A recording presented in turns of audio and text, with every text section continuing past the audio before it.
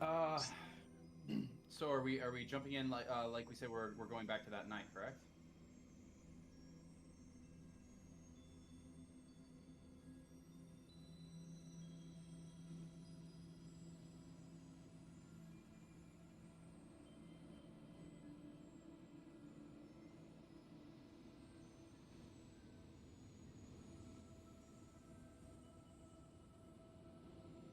Should we assume that the thing with Catheter and Tristan still happened with Oh yeah.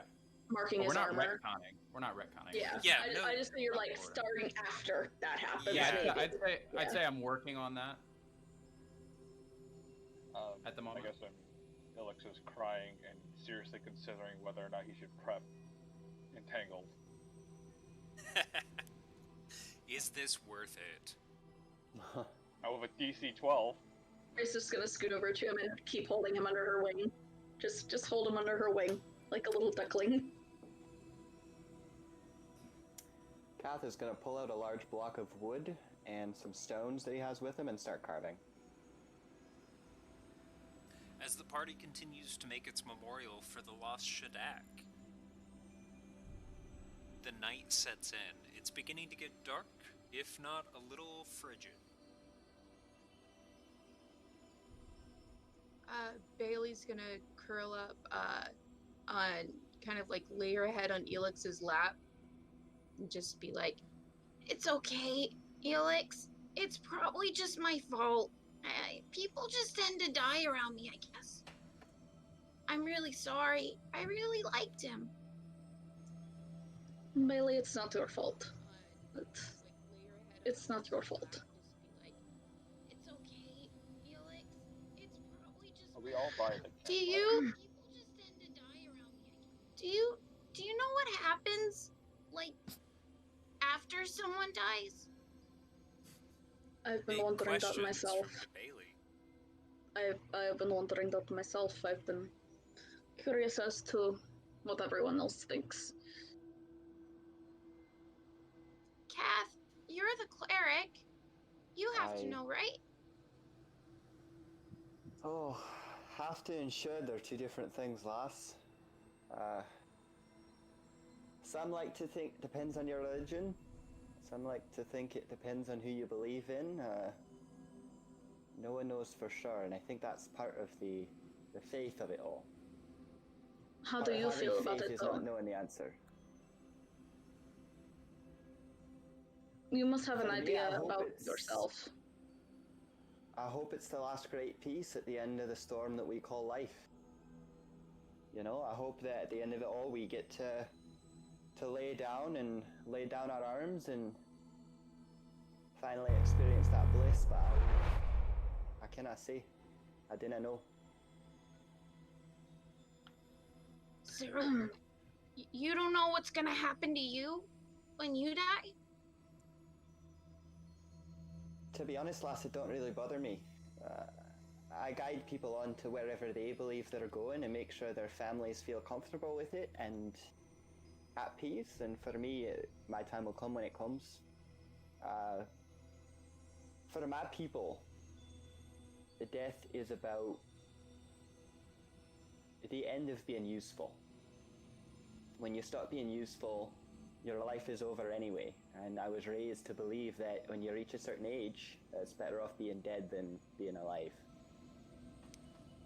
As Bailey and Catherine grapple with mortality, a heavy snow begins to fall as twilight beckons.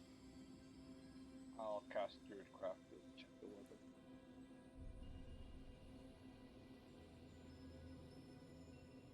I think I missed that, Ilix. What was it?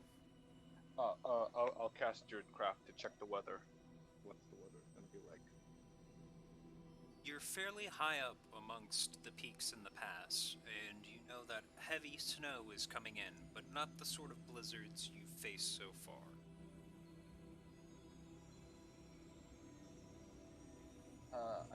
We should stay up late. We shall be diligent about keeping the fire lit. We should be diligent about taking shifts, because if it goes out and we are asleep, it could be the death of us. You could awake in the morning frozen popsicles. As Ari brings up the issue of shifts throughout the night, how would you like to divvy up the 8 hours of sleeping time? I That'd can be take the well for me, first shift. Do we know when the worst of the storm will be, Alex, with your wee canny craft there? Well, I will tell you. Through the voice of Guyjing Gaymes. Yes. His magics afford him a preview of the next 24 hours, but Druidcraft has a tendency to accentuate the worst or the best of what's to come. Unfortunately, the accuracy of its predictions are pretty sparse. Would I be able to try a survival check to see? Yes, go ahead and roll advantage because you have the benefit of gazing upon Elix's conjuration. First roll. First roll of the evening. First roll, curse roll. Did that go through to VTT? Yes, I do have a 19 total on your survival. So this evening... I'm gonna guide myself. Go right ahead. There we go. 23. This evening a heavy snow will set in, but the winds will calm, and in the morning you will find a soft, powdery layer of 4 to 6 inches spread between you and Bryn Shander.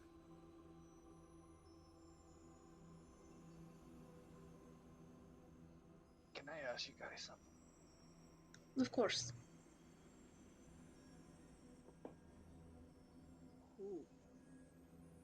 Who are you guys? We don't know anything about each other. We met a week ago. Shadak died, and the only thing I know about him was that he was old. Elix expresses his dismay at mercenary life. You're literally the first people I've ever met. And I don't know anything about you guys other than your name. Why are you guys going up north? Who are you? At least if anything like that happens again, I'll know who I'm warning. I'm going to do a walk around the clearing to make sure that everything is okay. And I just gets up and walks away. Ariella can barely contain her despair. What are you talking about? We know lots of things about each other. Like for instance, Alex, you're very good at making snowmen. Sorry, I said sickness instead. Ariella is very good at being upset. Tristan's like the smartest person I know besides Alex. Shadak was definitely old. And Kath is like the best at giving piggyback rides. See? Bailey summarizes the entirety of the party's life in just a moment. Why are you guys going up here? You do have quite the way of spinning a brighter look on things there, lass. Alex, I know you're not necessarily familiar with these things, but you know, people, it's a gradual process to learn someone. Not everyone is so forthcoming with their motivations.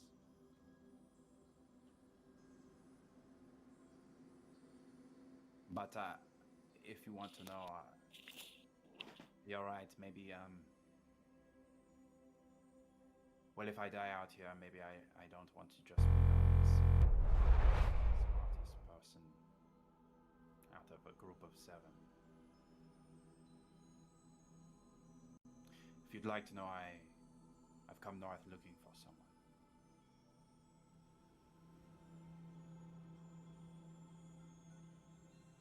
You're muted. Tristan admonishes his purpose in the Dales. I thought I unmuted. Wait, 7? There's 7 of us? There were.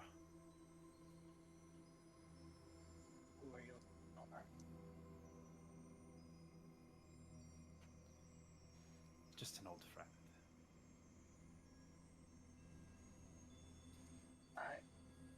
Inside check. Catherine regards Tristan's missives with a little extra attention.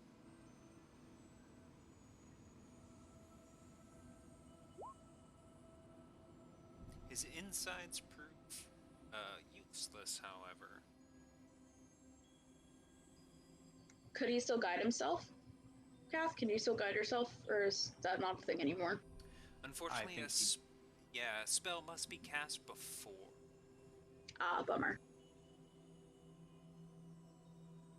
The question upset him so much he left the chat. So I guess we'll chill out on the guidance a bit, I guess. We'll give it just Sorry, a moment. man. In the meantime, while Adam reconnects, the party is relaxing. You've got a good hour and a half left before you need to start shifts and turn in. Well, I think I'm happy on exactly this topic. Ilex, what about yourself?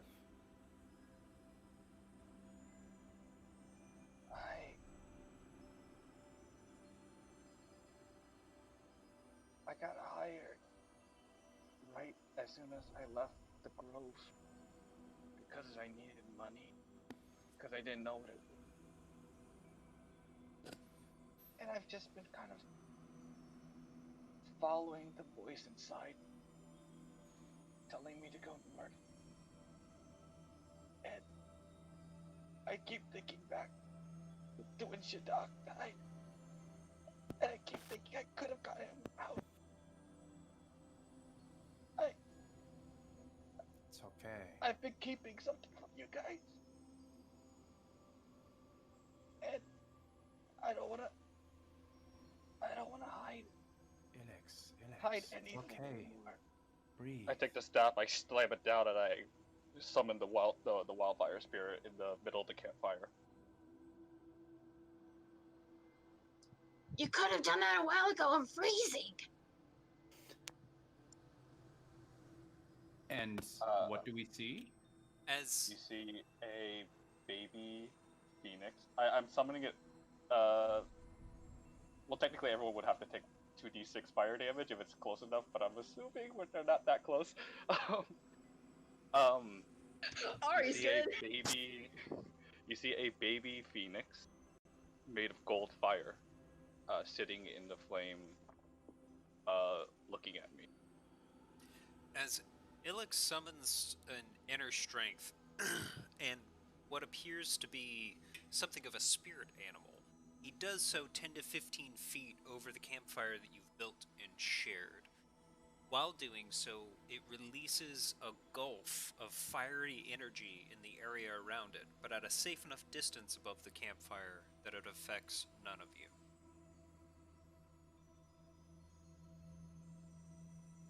I think this is startling enough that I drop the plate, the chisel in my hand, and I stand up. Arya circled back a little bit closer since she saw a massive explosion of fire.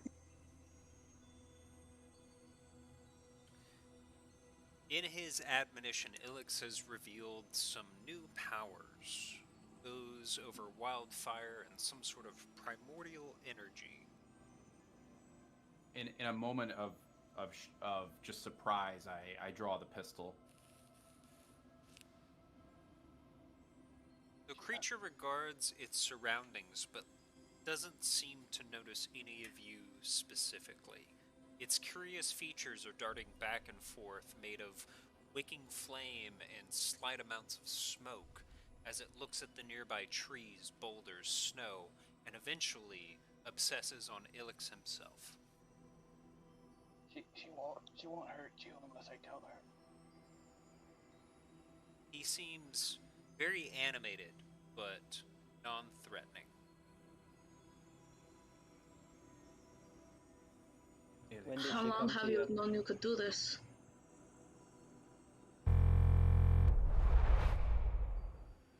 It was a little after what happened to Igna.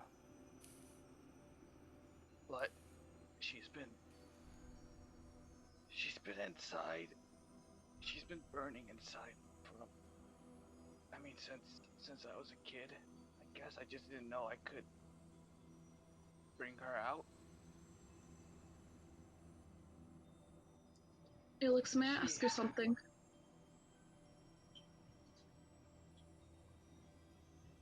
Why are you so afraid of fire? You don't have to tell me, I just can't help but notice, and I worry for you. I'm not afraid. I'm of fire. I'm scared of what it can do.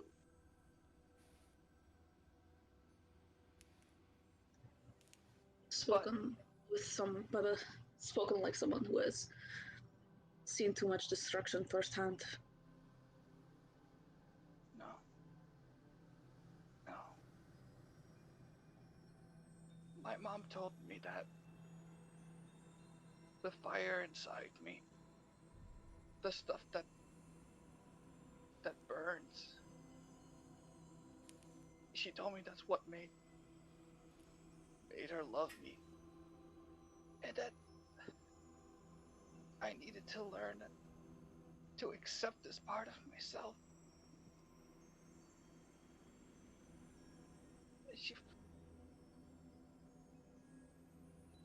And this thing, she's a part of me. And she could have helped. But I couldn't even, I can't even bring up the courage to use her when she needs to be. A lot of us could have done a lot of things. Don't blame yourself. As Ilix recounts his grievance at his role in the events that just unfolded, the winds whip up in the pass. You swear you can hear your words echoed around you.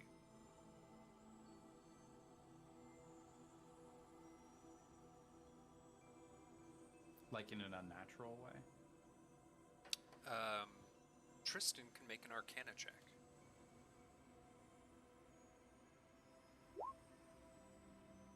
Not today.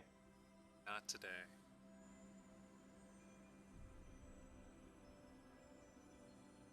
I could also try and... Can I also try and make an Arcana check? Ari recognizes a disturbance on the winds. Go ahead and make an Arcana check for us.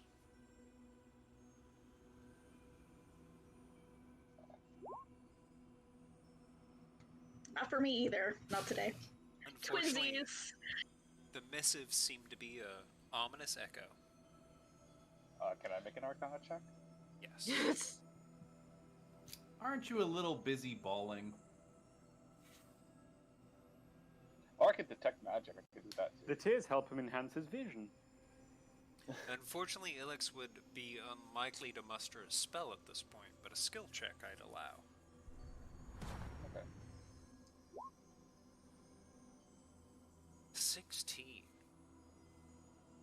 Your words have been amplified by the hills, the magics, or some of the divine, you're not sure. Alex? So you're saying that this thing came from there, and she's gonna point to his chest? Okay.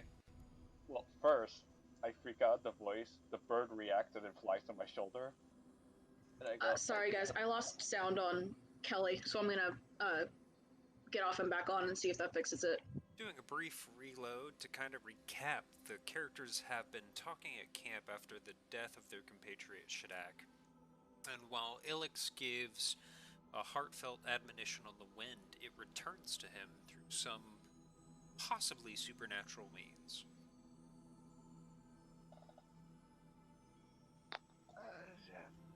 Yeah. The sort last of. thing you hear is, I just wish I could have done more.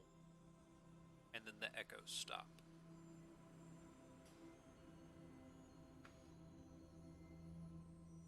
Alex. You look troubled. But you really can't blame yourself. I've seen death many times. There's always something we could have done. To be honest, Shadak should not have been up there. He should not have been alone. It was really home.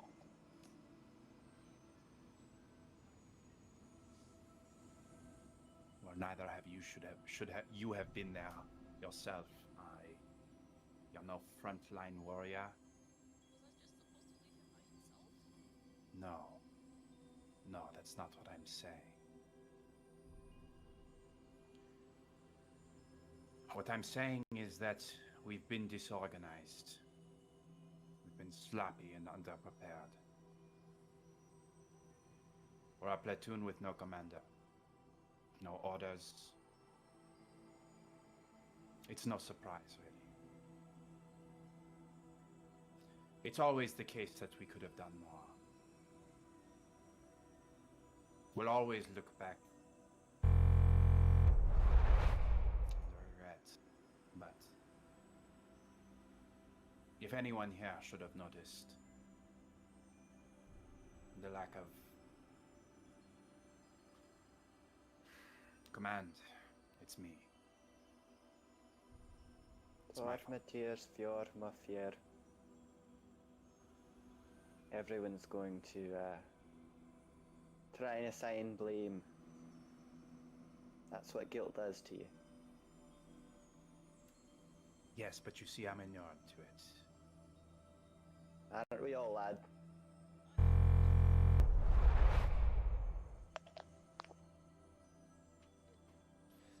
As the party continues its conversation, Hold on. snowflakes thicken. Are we struggling with Cygnus's audio? Am I the only one? Yeah, it's Are you? I really thought that was just me. quiet. Yeah, I don't think Guy could even hear it. No, I couldn't. Let's do a test. 1, 2, 3 for me. I just turned her up on Discord, but Yeah, I'm not getting her either. Fortunately, I can hear her, but it's very low. It's very low. Okay, let's do one more reconnect if you don't mind. See if that fixes it.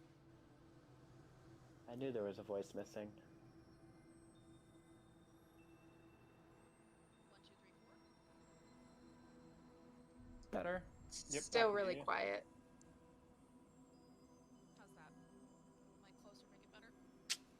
I can hear you, but barely. Let's go ahead and check your user settings with the gear wheel next to your name. Let me go turn up my mic sensitivity.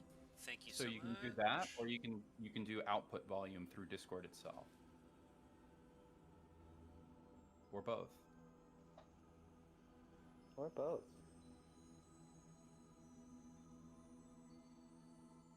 All right, I turned up my output volume. Is that any better? You are Great. sounding Much better. great. All right. So as the party settles in for the evening, the sun I is was- setting I had a on question. the dusk. Yeah, go ahead. I was trying to ask everybody a question when my audio crapped out. You're okay. Yeah, the timing is still late twilight. I have a question for everyone. I think it's one that needs to be asked, and something Ilix said made me think of it. I think before we go on anymore, we need to know each other's preferred arrangements. Because I don't want to do another Slapdash funeral not knowing what they would really want. Ari delicately approaches the issue of everyone's final resting place and their preferences. If I'm honest, I'm like 70% sure my body's just gonna cremate itself when I die. I'm sure, despite the tragedy, it will be beautiful. Then again, I have a bit of a fondness for fire myself, so perhaps I'm biased. Cremation is common, but usually people have something they want done with their ashes.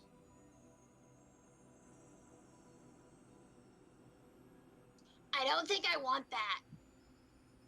I really like dirt, so probably that. I like grass too, and I really like food. put those things together. I think it'd be pretty good. Bailey opts Tristan, for a I'm feast sure you have. as you bury her body. Tristan, I'm sure you have thoughts about this based on what you said. On how I'd like to die? No, on how you'd like your body to be treated after, should we need to. I hope we'll never need to use this knowledge, but... Well, I'd prefer to be entombed, but I doubt that that would be readily available. Tristan is aware of some of the political and social happenings on the Sword Coast. Recently, with what she's described, there is political unrest in Waterdeep itself. Otherwise, you're unaware of what she's talking about within your purview. Wait, I'm sorry, did I... All I heard was buried by my father. Correct. Her last name... And she said that what she wanted couldn't happen. Oh, okay, sorry, failed to connect the dots. No, it's alright. Correct. She wants to be buried with her father. She can't be for some reason. And Tristan knows of some unrest in Waterdeep that may or may not be connected. And is it because you don't expect us to be able to deliver your body? Or is it because your father's grave is inaccessible? It's because I think if you try to bring my body back, you will be putting yourselves in more danger. And I can't allow that. So you're from Waterdeep? Yes. Tristan infers some sort of connection that he brings up to Ari's attention, and she says outright, yes, that's true. And what's a Waterdeep girl like yourself doing in Icewind Dale, Ari? Wouldn't you like to know? Actually, I think it's Elix who'd like to know. But someone conveniently excused themselves when he asked. It is a complicated question. And I don't have an answer I'm willing to give right now. A great asker and a poor answer. I could answer if I wanted, but now is not the time.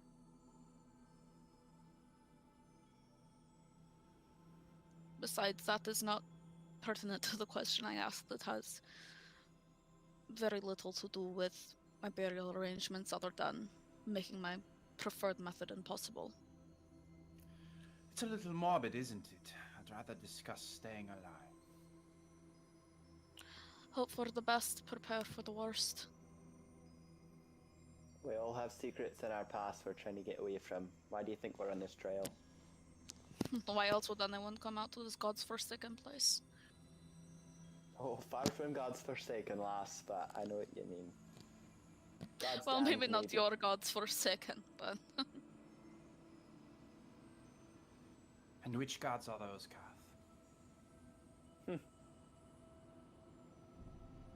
You know, haven't found the answer to that one yet, Tristan. So, a bolt of lightning pierces the sky? No name? No form, no answer, no priests? And suddenly you're reborn, a religious man. I wouldn't call myself religious, just, I suppose the word you'd use would be spiritual. So you're following, presumably, the whims or wishes of something that you don't even know.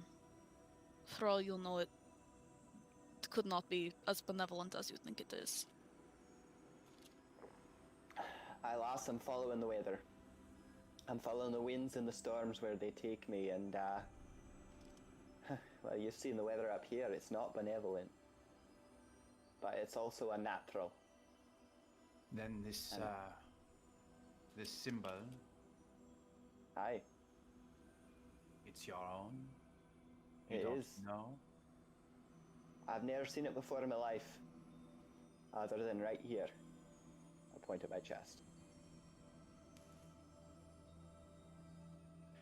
Does the symbol mean anything to me, Guy? Roll a religion check. I will assist him. Which is, by the way, why is this an intelligence check? Oh, is religion intelligence? Jesus Christ. It sure Yeah, it is. is. Jeez. I mean, it makes sense I- as a form of study, but it's always been wisdom, and that's going to throw me off. It is I mean, intelligence, yeah. it should be wisdom because It really just because should, my but, you cleric know. is stupid Of doesn't course mean it he does. doesn't know his own religion. So as Can- Tristan can- begins to inspect the symbol, anyone else who's trained in religion can grant him advantage. Anyone over the I- first helper can roll on their own. I have provision. I'm giving assistance. Ilix assists Also- Tristan's attempt, so go ahead and roll again for us. Ari is going to go... Depending on how this goes, I might roll by myself, but I'll see how this goes first. Alright. Ari bides her time to see what they determine. With a 22, you recognize the symbol as an amalgam.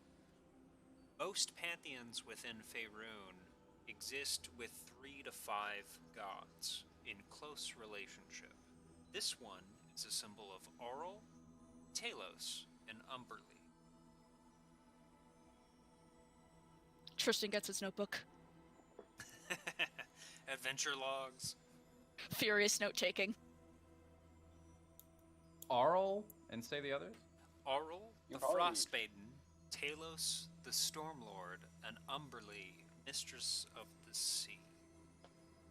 I used the notes section for D&D Beyond. Perfect. They are also written in the Roll20. There. It's a whisper to you, Catherine. Okay, I see. Yeah. No, they weren't gonna get that unless they identified it proper. Talos, Stormlord, Umberly, Mistress of the Sea, Arl. The Frostmaiden. The Frostmaiden.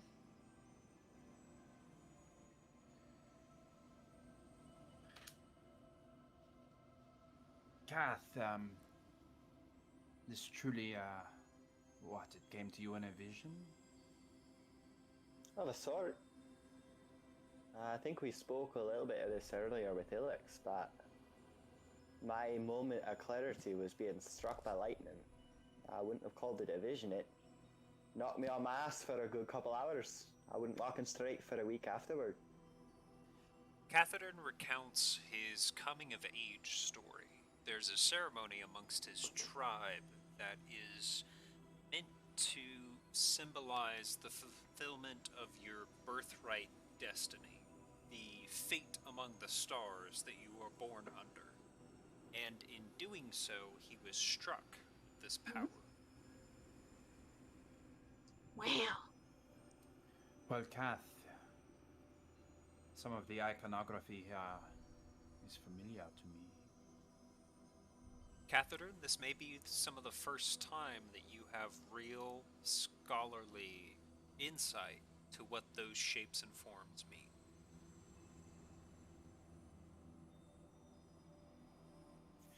Now, with the lightning, you may be unsurprised that the first thing that comes to mind is Talos, but there's more here. I A gathered as triumvirate. much. Perhaps it is not surprising that you journey here. I'm not sure what guides you, but also the Frostmaiden. There are elements of it here.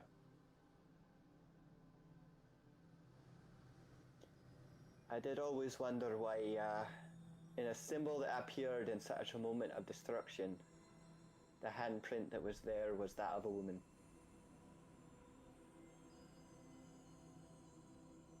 Well, she certainly didn't handle you delicately, did she? Wouldn't have it any other way. Well, we just learned something about Cathodern. Cathedron considers some of his abilities when compared to the other members of his tribe.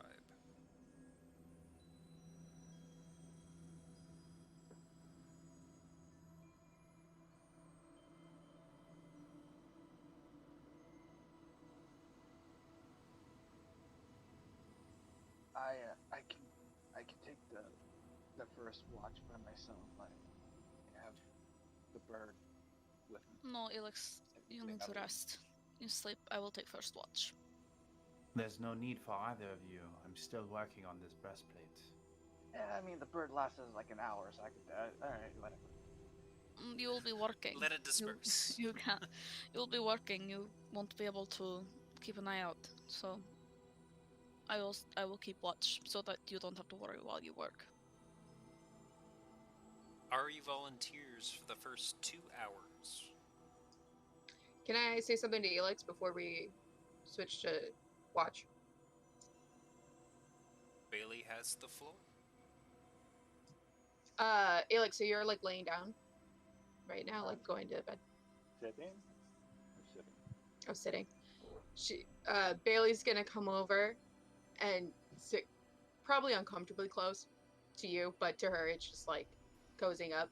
And she's gonna be like, so, if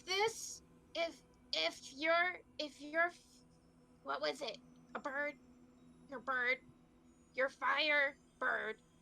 If this bird, if it came from here and points to your chest, then I think you have the coolest heartburn ever. Bit of an oxymoron. Well, 10 out of 10. 10 out of 10 I don't think you would should not be ashamed suggest. of it. Thanks, Bailey.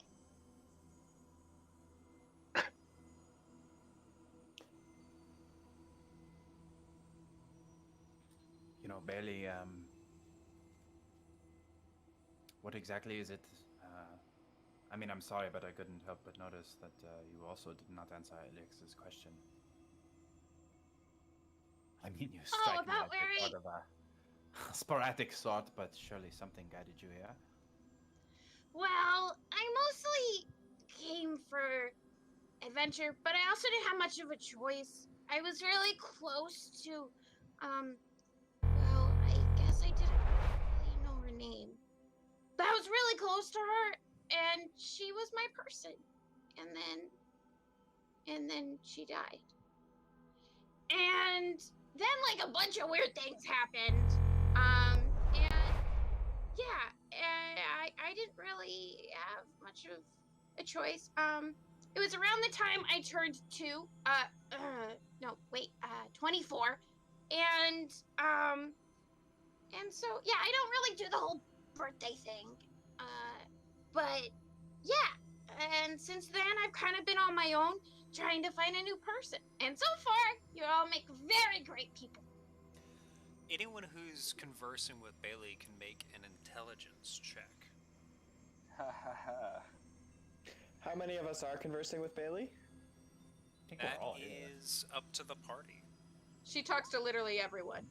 And she's so loud, I'm pretty sure everyone can hear this. Yeah. I mean, Ari's definitely awake, so she probably at least hears it. Tristan, she seems to be confusing her age between 7 years and 1 year by count. I don't understand. She, I literally don't understand. Tell me what you mean by that. she talks about being 2 to 3 years old, but then settles on 24. On 24. Correct. Right. Bailey, that made no fucking sense. Honestly, that's pretty much in line with how I thought she would answer that question. It seems about right.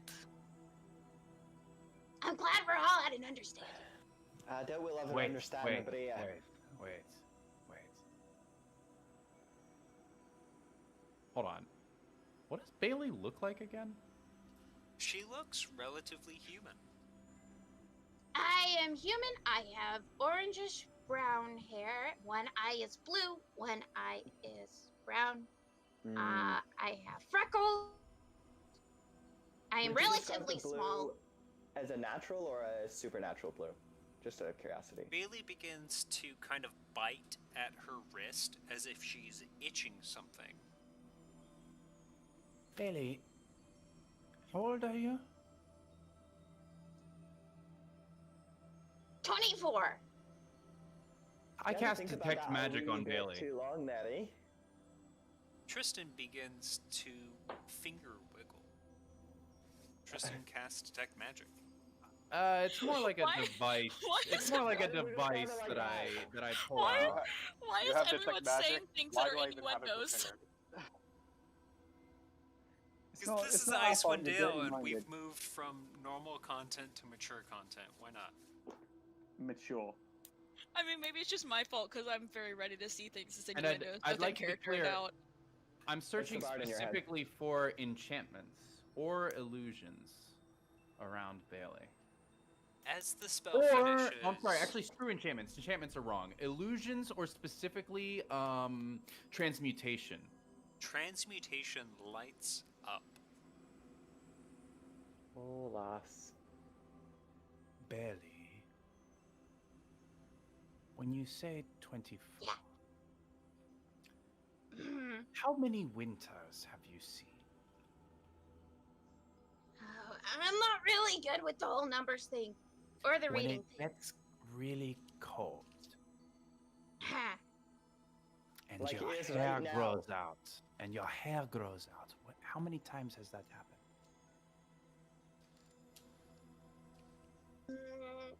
Well, like I said, I'm not good with the whole counting thing. I just know it's happened not that much, I guess. But I guess that's normal with 24-year-olds. So, Is that what happens in the winter? yeah, it only happens a few times, right? What happens? The cold thing.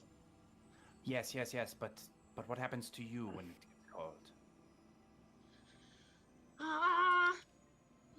Not much. Maybe I get a little sleepier.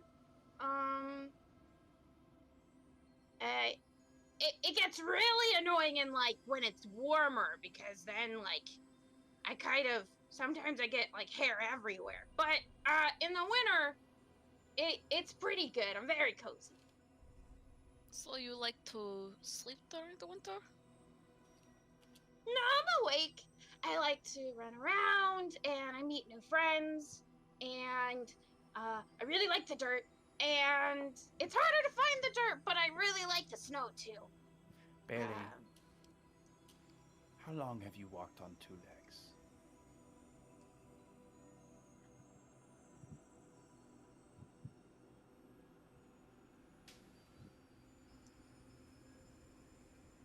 I have to be careful answering this question because sometimes people get upset.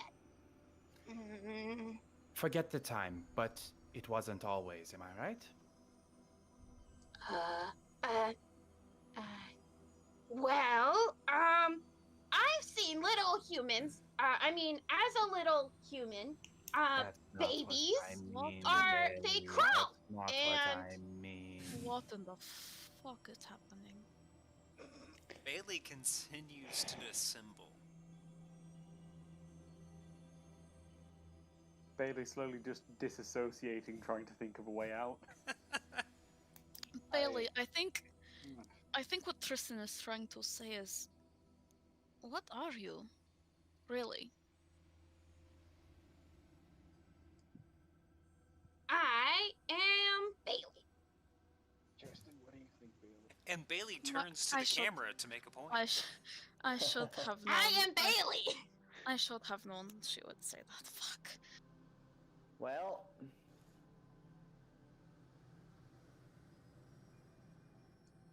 Tristan, I roll an Arcana check. I mean, I think I'm onto it anyways, but okay.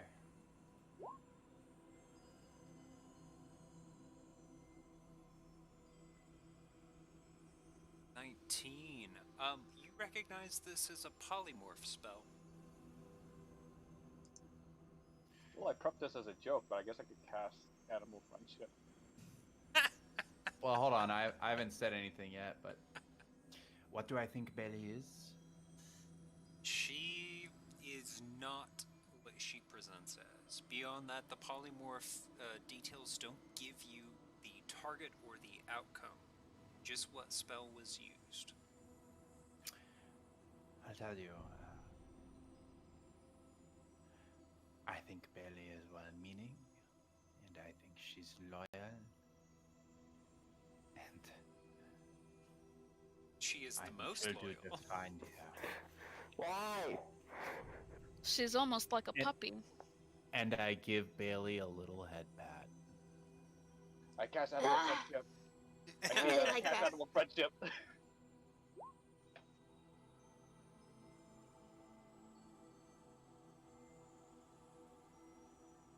As the party enjoys their rest, they believe they have come across something new and interesting about one of their compatriots. The heavy snow begins to set in, and it is fully dark. During this rest, guys, I'd like to Felix, do something. I really like you. Pretty sure you have to make a save. How much longer does Ari have on her watch? She's losing her whole shit. She's got Not about, if she chooses to fail that saving throw. about an Alex. hour and a half. She chooses to- Catheter. Saving you- throw? No saving throw. Catheter had something to say. I'm gonna wait until everyone's asleep, if that's possible. You will be taking second or third shift, so it Yeah. could be quite late in the night. Fine by me. As everyone else makes their way to bed, I like I said, I'll continue to work on the breastplate a bit. I'll And help where I Ari just can. kind of does like maybe goes about like 5 feet out from the circle and just kind of like does like slow circles, just like wearing a track into the snow. As the rest of the party settles in and Ari begins her rounds, Tristan is sitting near the campfire in the good light, with some sort of crystalline implement in his right hand and a scarring tool in his left made out of the adamantium you previously acquired. He's working on the fineries, the bolts, and the fastenings of the breastplate. An hour before I sleep, I'm gonna meditate to prep spells.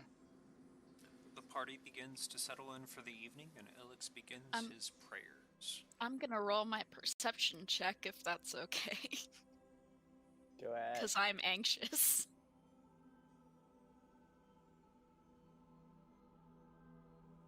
What are you anxious about? We haven't even gotten to the part Guy was prepared for. Oh no. Well, we might now. Somebody said that out loud. Ari passes her watch uneventfully. Next in the order, we had Catheter, I think. I'm gonna do a quick perception to see if everyone is asleep. Okay.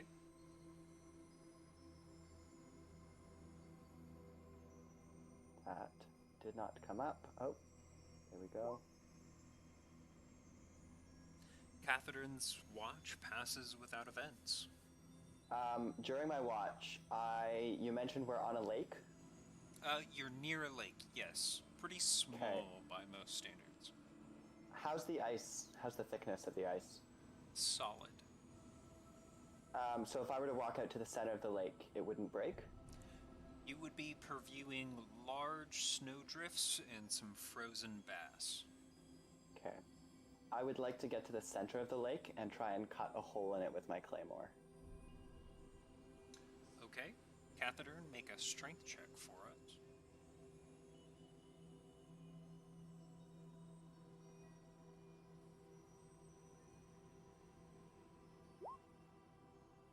And can I guide myself for that? Yeah. Okay.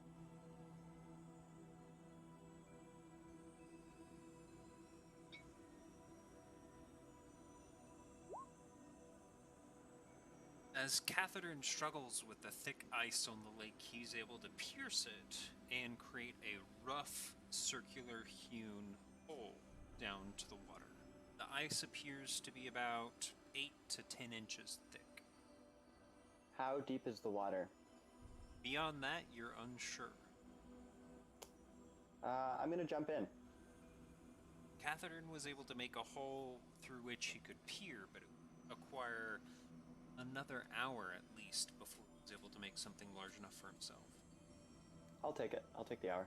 Alright, Catherine uses the rest of his watch to garner a roughly man-sized hole in the lake. You jump in? Yeah.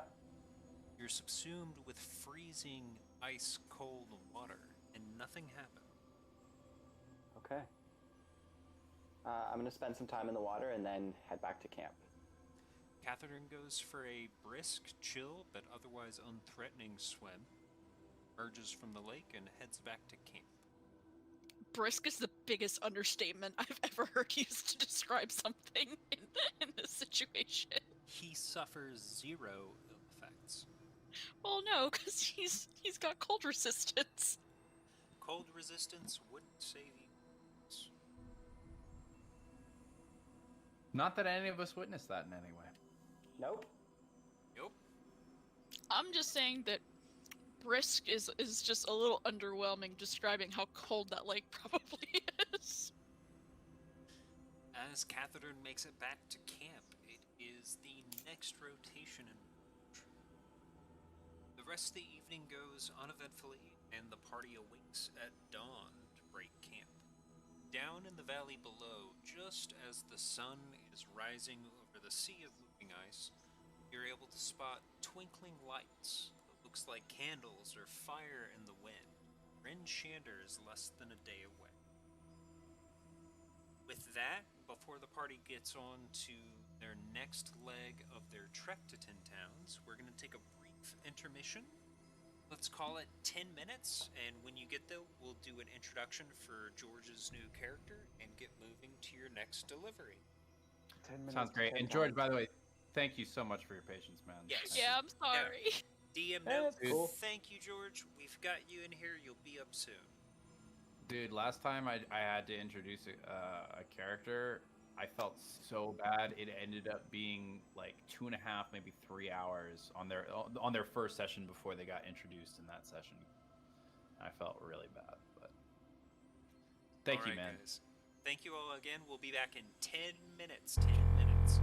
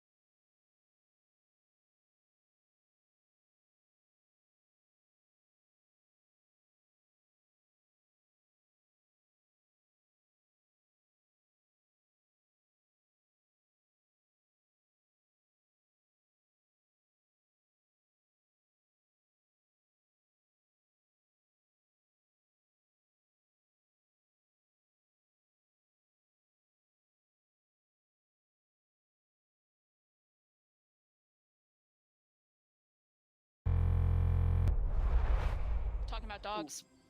Before we quickly start up, I double-checked government website. The two banned dogs in the UK are obviously Pitbull and the Japanese Tosa. What? Oh. Why? Is that? Because fuck you, you're not allowed them, that's why. No, I mean, Because- what is it? I don't because even know this that is breed. Because we should Deal be with buying dogs We're- domestically. Were Tosas used as hunting dogs or something like that? The only 'Cause dog I want think to I be heard about them. manufactured by Ford, goddammit. Kelly's nodding, so I'm assuming that I'm correct, and that Tosas were like No, hunting as an dogs. Ontarian. Oh, no, there's also the Fila Brasiliaro, I think that's how you pronounce it, and the Well, I'm gonna look up Tosa. and the Doggo Argentino. As an Ontarian, it's about as hard to get a license to own an actual wolf as it is to get a boat's license. So It's true. Hmm. So Boat Japanese or Tosas are hound dogs. They're between They are 120 massive. pounds. They're considered fearless, patient, and vigilant. But otherwise, because of their size and because of their foreign origin, they have been targeted in the UK. I just realized. That's a really subtle way of explaining xenophobia. I Mm. tried. Right. I really tried. Like I went through from before, I think it was because the law came into effect in 1991. So I went looking through backlogs of dog deaths per year, what breed caused it, why did this happen, stuff like that. And there was about 37 deaths due to dogs from 1987 to about 2017, I think it was. It's almost like man is beyond something like a fucking dog. Almost. And Almost. the Imagine majority, that. A trivial concern. And it's also almost like if someone was messing with a dog enough to get it angry enough to kill them, they probably deserved it. Personal opinion. at least 5 of those I would blame be the owners people- much more than the victim, but At least 5 of those were due to the victim harassing the dog.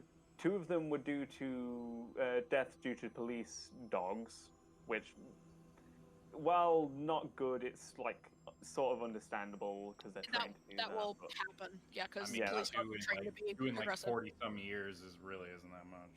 Yeah, and the majority of deaths by, I think, 30-some.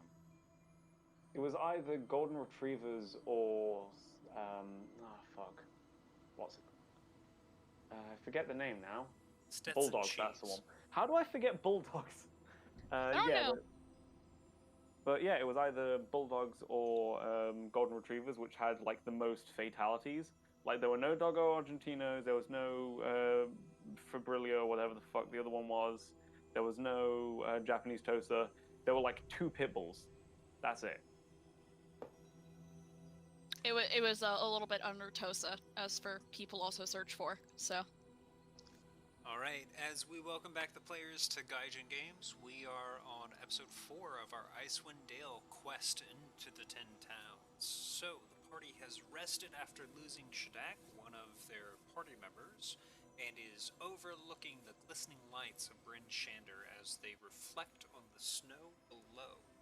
They have settled in before for we the evening. leave, Yes.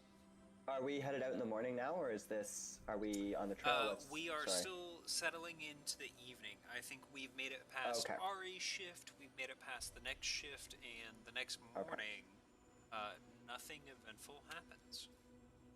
I want to say during my shift, I don't know if you'll allow this, but I took a piece of Shadak's staff, his walking stick. Alright, no, And- the party said they gathered up his valuables, That's a good fact, so yeah. to speak, yeah. We So have his staff. I'm gonna take a piece of the staff, during my watch, and I'm gonna use Druidcraft to fuse it to staff. Roll a That's it. D100, and tell me your wisdom Ooh. score. Wisdom's modifier. Fuse it to the side so you can use it as a giant tonfa. Your total wisdom score, so 12, 13, 14, 15? So it's 15. 15. You have a 15% chance. You'll get to choose. Oh, sorry. 1 moment. 70. Okay, so we'll have you roll that again, and you'll get to choose high or low. You want the top 15 numbers or the bottom 15 numbers? So roll another D100. Correct. And you'll call it out before you do. Sorry, you'll Sorry. call it out before you do. You're aiming high or low before you roll. Oh, okay. You gotta say which one you want. Roll a D2. Roll a D2. No, There's you've no got. such thing. You Okay. gotta. I'm kidding. I'm That's kidding. called a coin. Okay, so I mean, based on this track record, high. Nope. Okay. I knew that was gonna happen. I called that. Me too. Ilix is Dude, able- the odds of diminishing return, you had to say low there, bro. Come You had on. to It say doesn't low. matter either way. It's My still, intelligence is 12. It's only slightly above average. None of them would have made it, but still, you're able to raft this piece of wood onto your staff faithfully. That's all I wanted. Okay, so that was last night, correct? Correct. Does anyone else want to do anything before last night? Because I'm about to talk about the morning. I'm also about to talk about the morning. All I was gonna say was that I'd like to wake up early. All right. DM is moving the timetable to the morning. Tristan awakes early. I believe Catherine and Tristan have business first, and then we'll move on. Well, actually, what I wanted to do when I wake up, assuming that I finished my little project I have, correct? Correct. Okay. I want to make breakfast for everyone. I want to Right. forage for eggs. All right. Wisdom check or survival if you're trained. Tristan's given us all the feels. That's I so will say cute. Kath is probably up at this time. Do you want help with this? Kath is an early riser. Yes, I want help. Okay. Catherine is more Would than that- willing to join him in his silent quest to provide a good continental breakfast. Do you want Mom me to and also roll Dad are survival? making us Will that just give breakfast. him advantage? Correct. I'm probably gonna need it. Bailey, which one's which? Kath is mom, Tristan's dad. For sure. Yeah, that tracks. Yeah, I agree. You're able to find 8 to 10 eggs and provide a really good sizable breakfast. That, coupled with some of the cured meats that you have on your person, with one ration, you're able to provide breakfast for the whole party if you that ration from your.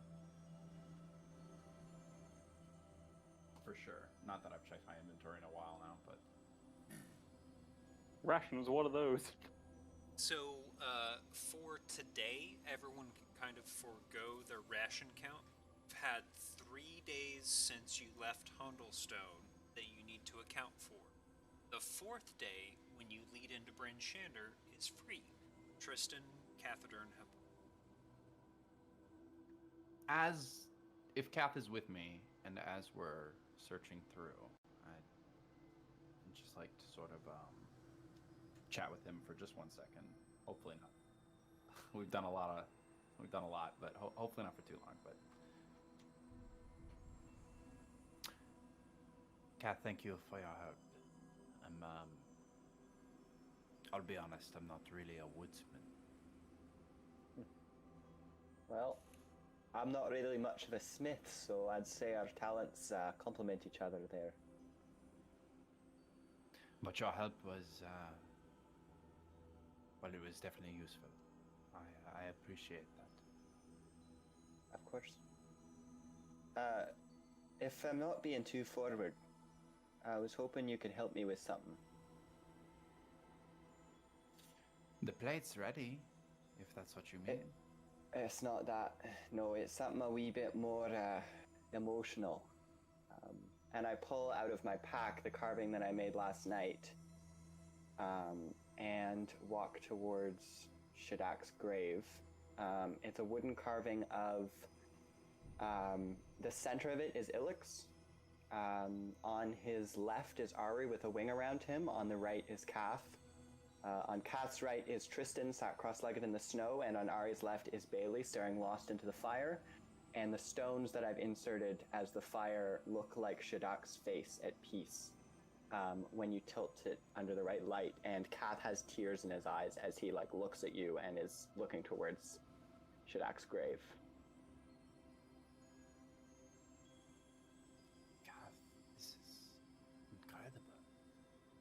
detail. Did this all last night? I'm not gonna lie, it's not very good. I'm not a very good woodsman, but The price this could fetch. There'd been a commission. This is a commission that you've seen from the finest artisans of your... It's more about the emotional price, if I'm being honest. I guide so many people down the path of death. I help so many families deal with loss. It's been a while since I've felt it myself. I just, if you could help me put. I just need your help. That's all. Of course. What do you need? I just need to say goodbye. That's all. We're getting to the Dales, and it shows. That's all.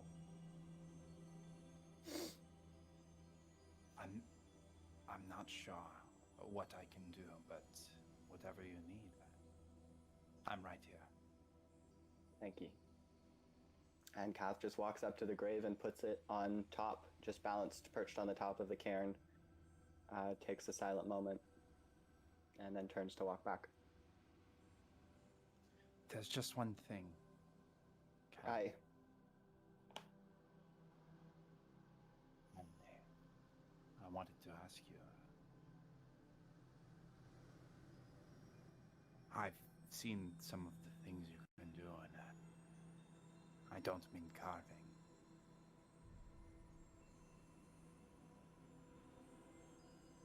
What does it feel like?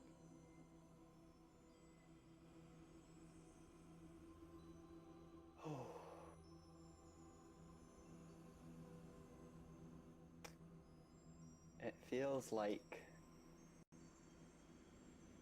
for the first time in my life, I've got control over all the bullshit and all the chaos and confusion. For the first time, I can put one foot in front of the other and know where I'm going. Control. Aye. That's what you feel? Aye. Aye. It's peace. Peace might be a better word. I have to say, I'm surprised. Is there a sense of will? I mean, that's the idea, right? The gods speak through you, no? I mean, I suppose. But that's not really the way I approach it. I'm sure you've noticed I'm not a godly man. The simplest can enact a god's will. Aye. That might be a good way to put it. What do you feel when you create something, when you make something new, when you make a new invention? How do you feel? Like I've righted a wrong. Like I've seen where the world is deficient.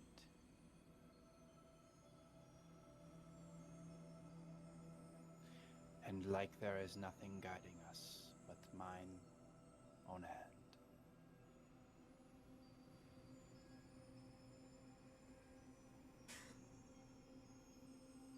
See, that's the funny thing about faith is,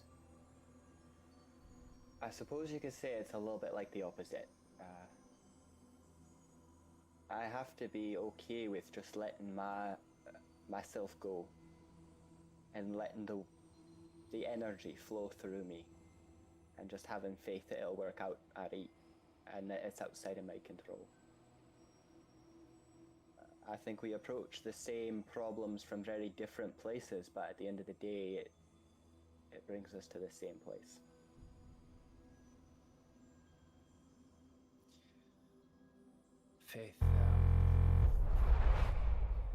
Faith is exactly the sort of thing that we're taught not to trust in l'academy.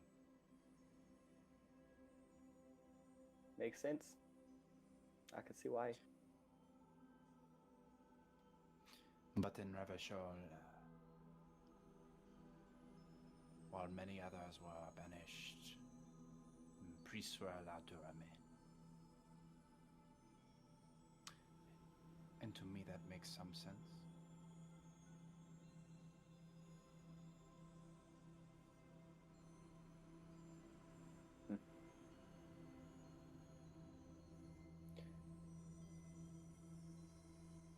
Well, forget it. I think the others will be waking soon. We best be getting back. I'd appreciate if you didn't, tell the others about this. It's a work of art, Kath, but... No, not this. Just, well, let's get back. Of course. Eddie. As Tristan and Catherine conclude their interlude, the rest of the party awakens to a rather brisk but bright morning with fresh, powdery snow. And eggs! And eggs! There is a full breakfast waiting for you, courtesy of the cleric and the artificer, bringing together eggs, cured meats, and some local root vegetables. Eat heartily this day, and are able to move on to Bryn Shander without issue.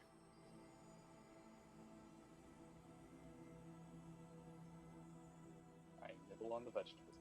Wow, this is really nice of you guys. It tastes amazing.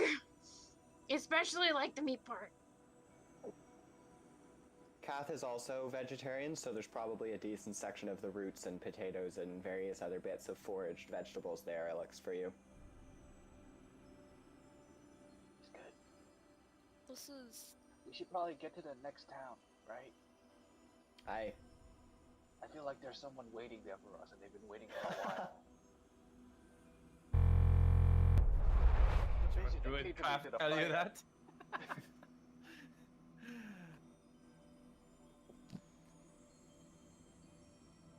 On to Bryn Shander.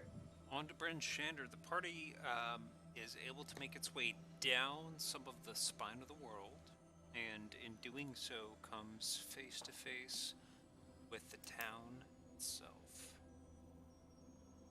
You've traveled all day without interruption. The walls of Bryn Shander, southernmost of the largest of the 10 towns, looms over you. This fortified trading post is the gateway to Icewind Dale, and it stands atop a desolate, windswept hill. Guards atop the walls gaze at you, barely make out their expressions underneath their masks and fur-lined caps. They open gates and wait nonetheless. You have only one package to deliver in 10 towns, an iron lockbox containing some sort of draconic artifact from a tiefling wizard named Macath the Crimson. This parcel is for a person called Ragamel the Renegade, and Macath's note says to ask for him with Ogdrin, the innkeeper of Kelvin's Comfort. And this is Ernest Gelb we're looking for, right? You had determined in the last session that Ernest was actually the name of the guard outside of Macath's tower, and that the package recipient was named Ragamel. Okay, my bad. My notes were bad, I guess. Ragamel. Ragamel, yeah. The other one was the name of the guard that you had encountered so sour for you to meet Kath herself. Looking around town, is there anybody here who looks like they might be looking for a party to take them in and comfort them in our journey forward? Or looking for a party. Ah, you saw the vision in the fire too. Maybe. Right, so we'll move around just a little bit. Bryn Shander itself. You've made it to the largest of the 10 towns. The first along your journey. So,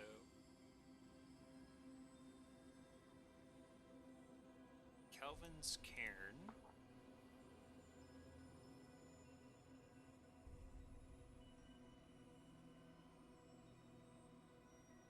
is here, towards the north side of the town. You I'm getting some enter. real bossing say vibes from this map. I'm so glad it's not just me. As There is no war. As you approach Brinchander, you realize that the city is nothing compared to Luskan, the port town that you've left. But amongst the cold, bitter reality of Icewind Dale, this is a welcome respite. There's easily 3,000 to 5,000 people who live here, and you enter the southwest gate.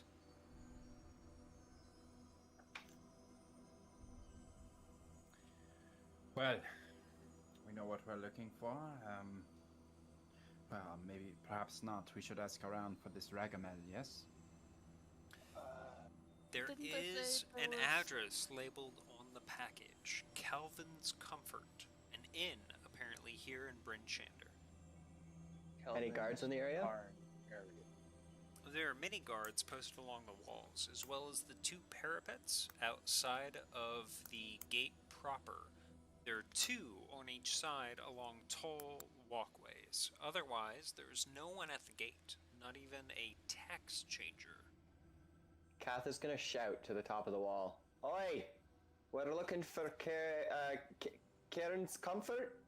Kelvin's comfort? They point in along the road that you're already on and towards the center of the city. Alright, well that was easy. Let's get on with it. The magic of asking questions, I suppose. If there's one thing I'm good at, it's asking directions. When in doubt, What ask do the we see locals. as we walk in through this town?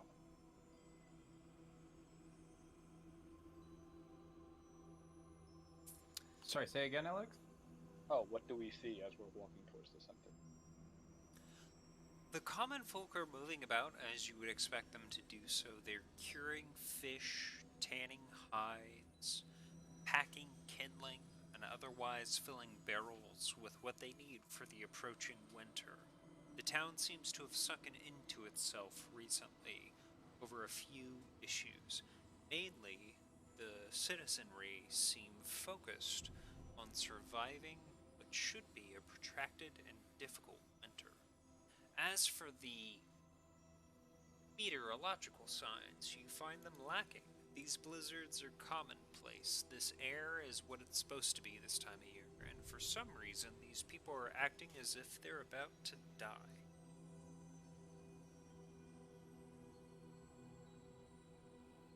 Climate change is an issue. Existential threat. I don't think that what's threatening this place is natural. And I'll look up, is that bizarre rhyme visible above the city? Town. You've made it to Bryn Shander before midday, so before you've broken for lunch, and at this point you see no odd signs in the sky. Either way, it's nice just to be out of that bitter wind. Speak for yourself. And I'll flip my collar down. Rather than up, Tristan is wearing a slightly different style today. I never like it when I come to a town and the people there seem afraid. So perhaps we should keep this trip short. Or possibly ask around and find out what's wrong. Oh, I can totally do that. As you enter Bryn Shander, the walls southernmost of the largest city of 10 towns loom over you. This fortified trading post is the gateway to Icewind Dale, and it stands atop a desolate, windswept hill.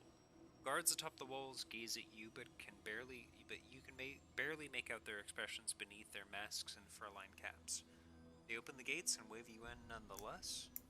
You have only one package to deliver in 10 towns, an iron lockbox containing some sort of draconic artifact from a tiefling wizard named Macath the Crimson.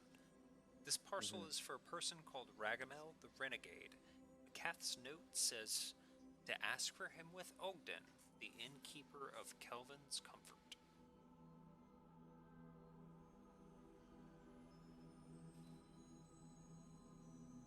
Do you think we should maybe carry out our delivery before we figure out what's up here, or what? We might as well attend to business first. Yes. What if we ask the person we're delivering? Jarlaxil is the name? Is that the recipient? I think that was a different box. We've got another one here for him. You have 3 items left to deliver, and the first one is Ragamel here in Bryn Shander.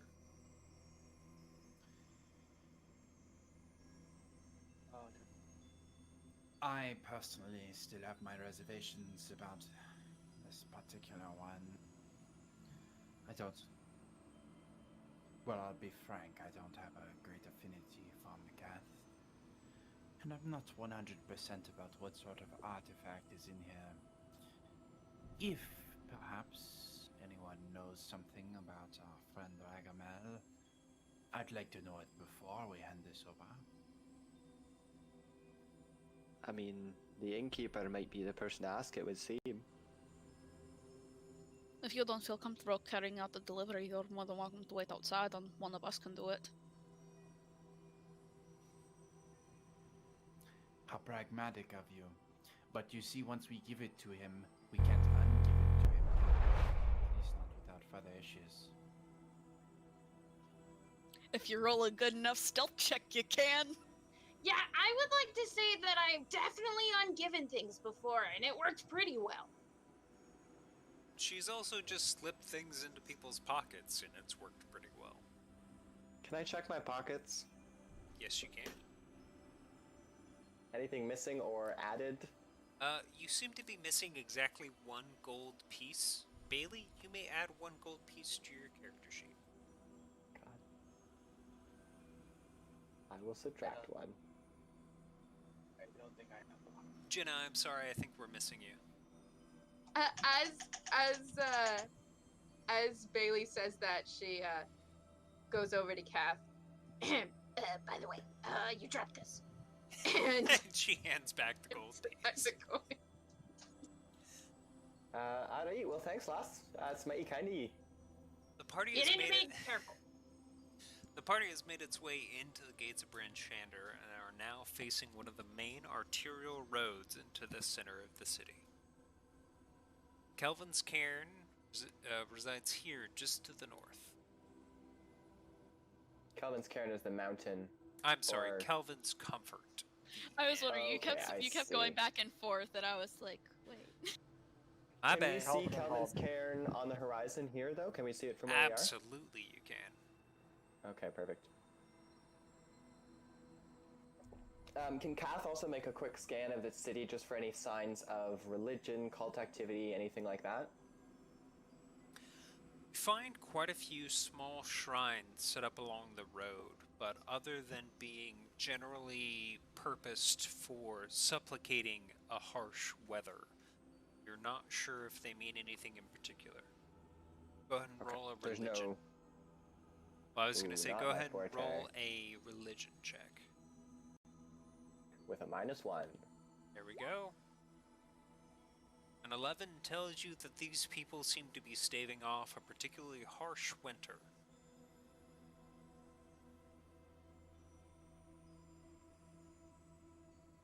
Does the party proceed through to Kelvin's Care? I mean, Kelvin's Comfort? Yes. Ari definitely wants to. Yeah, I'm down. On their way, here about center of the city, they come into a group of beggars. An older man, an older woman, and a young urchin all approach them independently. With the older man, he gives you a story of his time as a fisherman and that his arthritis has set in and he can no longer do his trade. The young child tells of a single parent, a mother, who was taken by the harsh winds and hasn't been seen since she went out to forage. And the last, an old woman, tells you of her time here in the north. She is from the Sword Coast, but has made her way to the north to try and make it anew. She just needs a little help to get there.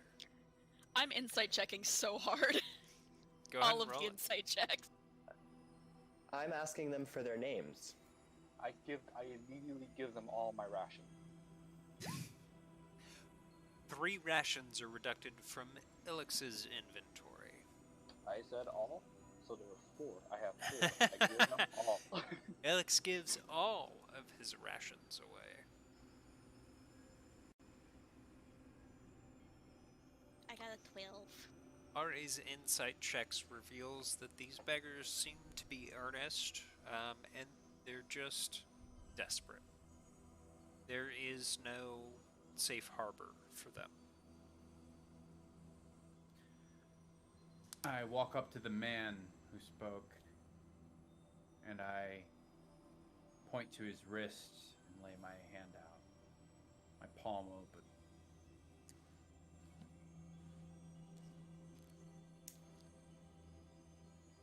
Tristan appears to supplicate some of their requests. Oh, I'm sorry. I'm trying to look at his hands to see if they look like the hands of an artisan.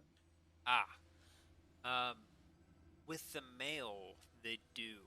His hands have been bruised and battered in the meantime, until that they are dexterous and well trained.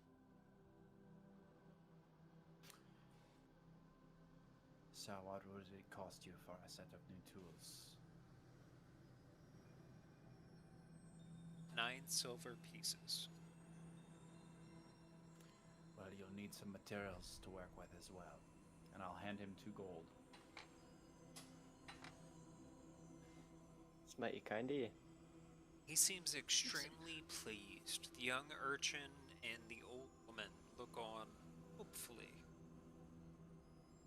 I look at the young merchant and say, "You don't have to eat those now.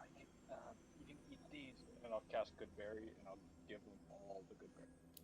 All the good berries. There's some good berries. The older woman seems to particularly be interested in interacting with you.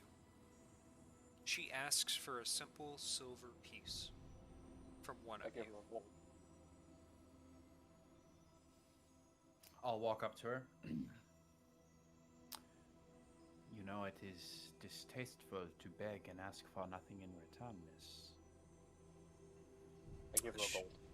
She looks at the ground, somewhat bashfully, and looks back at you, but only for an old woman who helps out those around her. I I give don't her 2 keep it gold. for myself. I simply wish to do good for the people here.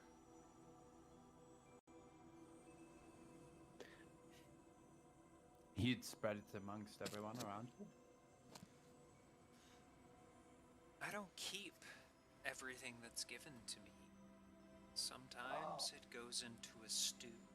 Sometimes it goes into a thatched roof. Sometimes we just feed the trough for our horses and cow. Gave her 2 gold, so I'm gonna give her another 5 on top of that. Ilix has spent 7 years worth of a peasant's salaries on this woman. Yeah. I don't know the difference. Elix?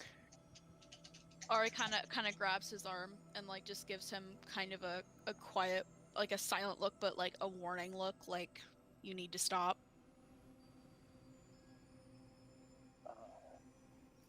It seems it's your lucky day, miss.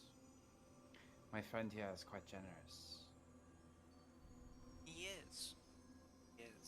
And I greatly appreciate it. It's kind of you to give so generously, but like I said, you should never ask without offering anything. Have you tried busking? She asks out loud if this is exactly what she actually needed.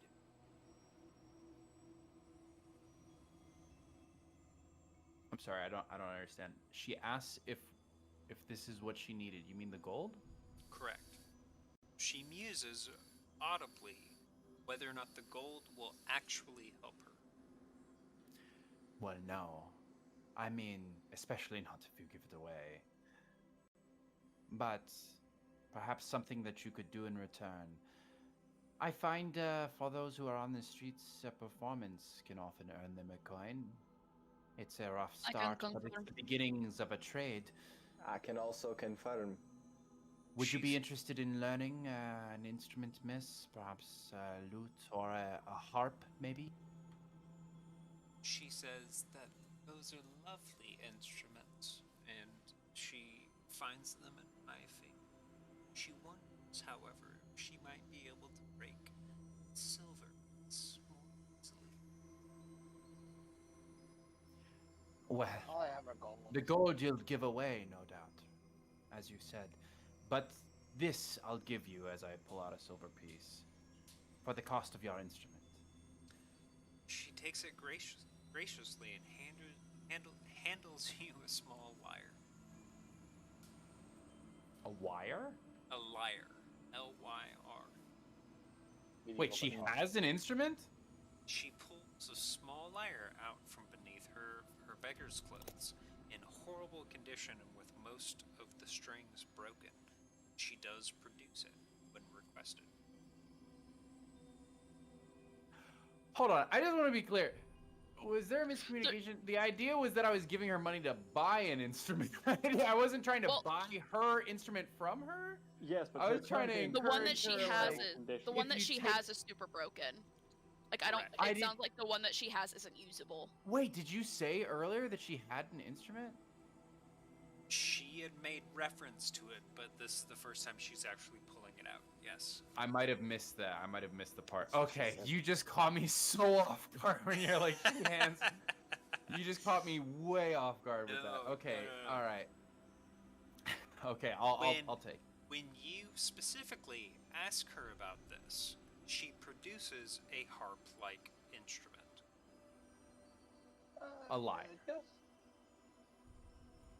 Well, perhaps I can repair it for you, miss. She thanks you graciously. And Tristan, I'm glad that you are feeling so generous with your time and your coin, but I'm sure there are craftsmen in the town who would be more than happy to take your donation in exchange for fixing her instrument themselves, rather than keeping us here. As she's talking to Tristan, I give the kid a gold coin because he's not one. I squeeze his Oh, arm yeah, harder because I'm still holding Ellipsis' arm. I think the party is down 6 total gold and 1 silver piece. Ariella, Might I surely. ask, Go ahead. how are you useful? I'm talking to the old people. The young child, with a bluish glint in its eye, regards you and says, "Not yet, but someday I may be." The old man, who can't do his trade anymore, says, "I can teach those who come after me." And the woman says, "I can empower those around me." I see the value in the youngster, and I see the value in teaching those that might come. I don't know You that I should see be the able- value in empowering those around. I don't see how you fail to see that, seeing as that's something that you do for us quite often. How have you never needed? She says. I look at the kid and I'm like, you're alive in person.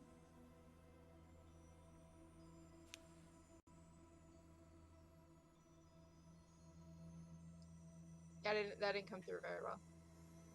I only caught the beginning of that. Isaac, you're alive and you're a person. That's all you need to. You don't need to be useful in order to have the basic needs to survive. And I think now we have given them more than enough, and it will be good if they can get But that if back you need into more the food, I local can make more economy. berries. Tristan, I feel like you would agree with that. Please, you've done plenty. Guy, can I do an Arcana check or something on that bluish tint to the eyes? Yes. Who had eyes? I'm gonna guide that as well.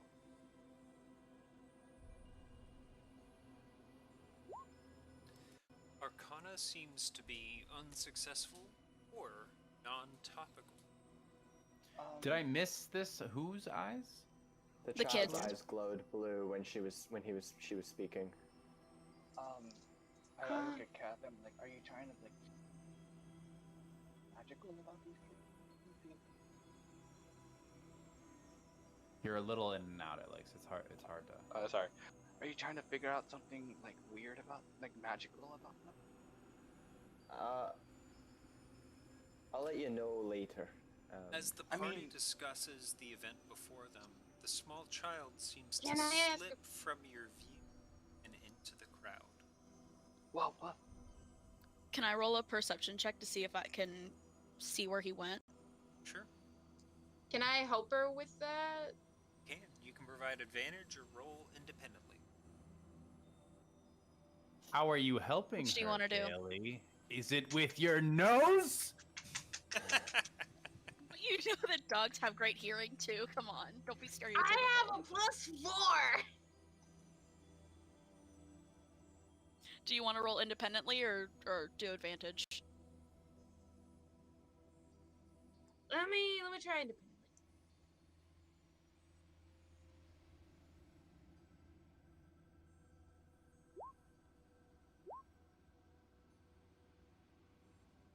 I didn't do so bad myself. Ari spots the child moving away within the crowd in the center of the city. A few market stalls line the center area, and as he slips behind one, sight of him briefly. Overcoming the visual impediments, is nowhere to be found. He disappeared into the snow. Can I? I'm gonna use Sorry, says thaumaturgy to nothing. make my eyes icy blue, just to glow like blue for half a second with thaumaturgy, and I'd like to insight check to see if there's any reaction from these people as I just flash them that look. Go ahead and roll it. Okay.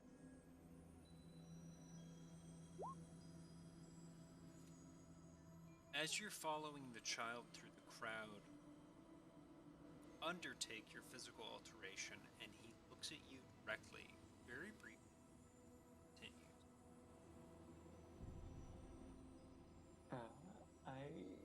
Sorry guys, I hate to do this, but it's 10 past 1 at the moment, so... I'm sorry. No, we didn't even get to it. I kept trying to get us to move on, and you guys were like, "No, stay here and talk to him." We I are thought this was about part of it. we are about to come up to Calvin's cairn. We'll have to deal with the bartender, his guard, a lizard folk of some fighting renown, and address Ragamel, the renegade. Macath has intended her to before. We'll go ahead and leave it here for the night. The party is able to deal with this issue here in the center and make it there without issue for next session. I thought he was I'm going to be sorry, in the center. George. I was trying so hard. I fully thought he was going to be in this situation. Yeah. I can't say I'm surprised. I told you last time I told you the same thing. It was even longer. Yeah. This was only 2 hours. It was even longer before I got him in on the I thought other you game. were going to be one of the beggars. Get us to leave. Yeah, same. I kept trying so hard. We always shoot for a goal, but the beautiful Sorry, thing George. about this is the party can do, exactly what it wants to do in Icewind Dale. This is not like the other ones. You're not going to get railroaded, so... Want to kill someone and eat their corpse in the forest? Go for it, why not? Exactly, why not? There may be consequences, but everyone gets to deal with them. Consequences be damned, I'm hungry. Exactly. Well, thank you for another excellent episode of Icewind Dale. You have made it to Bryn Shander. You are in Icewind Dale. The party has holed up at... Made it. Woo! The party has holed up at a local inn. Before you start our next session, you're entitled to a long rest if you need it, and we pick up there next week. Thank you, everyone, for tuning in. We're going to move to our Discord, so make sure you like, follow, and join us on our server if you'd like to be a part of the after-session conversation.